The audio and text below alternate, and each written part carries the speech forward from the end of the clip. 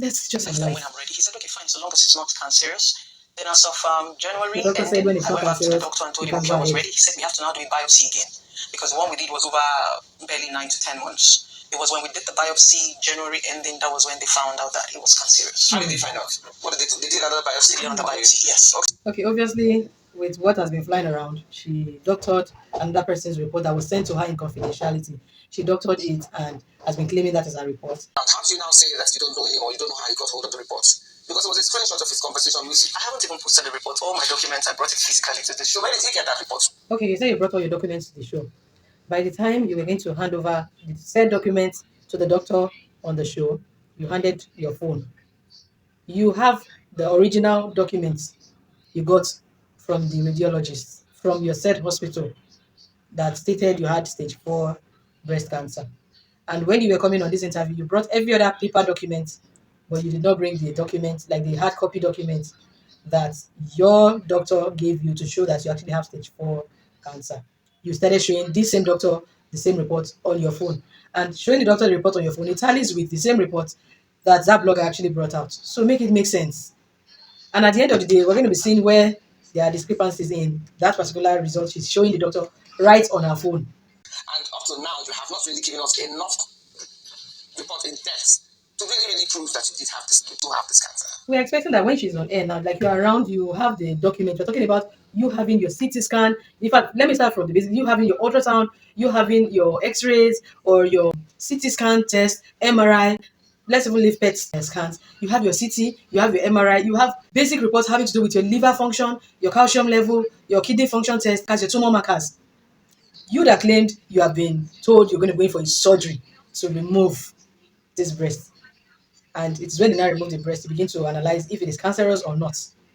The same you that said that don't have reports to back it up that this is the next step you need to take. For every report you get after you've done any investigation, it's going to be there. There's going to be a conclusion. It's going to be like a result summary there that says they're going to be referring you to do the next level of investigation.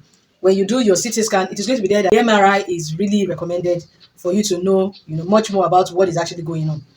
On your MRI, it's going to be there. You need to do a PET scan for you to ascertain the exact areas in the body. If it's just only in the lymph nodes, if it's in the lymph nodes, you definitely will see those from the MRI scan.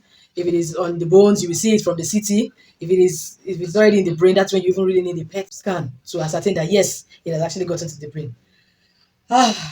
Blessing.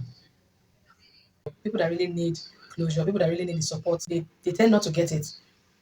Having to experience what this particular person is coming on air, claiming boldly to be somebody undergoing this. See, you cannot even be undergoing when you have been told there is possibility that this might be a cancer.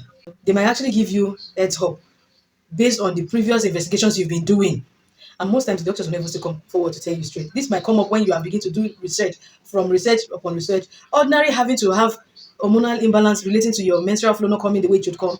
You begin to read about what it entails, what might cause this, and things you need to do, your nutrition, before you even go and do further investigations. Then make it make sense that you already know you had a lump, you don't even know what it entails, you don't even know what you're supposed to do prior or after that. You don't please. I don't want to get too dated with what she's actually saying, but let us all still get back to listening to all the gibberish she has to say. Like from the initial stage, I cried out on social media not because I wanted money. I was genuinely concerned and worried. But you also said it was stage 4. Yeah, when that was what I was told. Who were you told that? That was what I was told. That's what my doctor told. Yes, so that was. Your doctor just told you stage 4. No investigations, no proper. Now you are coming here saying you have documents to back that up. The paperwork you have, you are trying to have a second opinion. I'll take you back with my own experience on this same journey. After the first opinion, where there had to be blood transfusion, because you cannot be having symptoms of this cancer.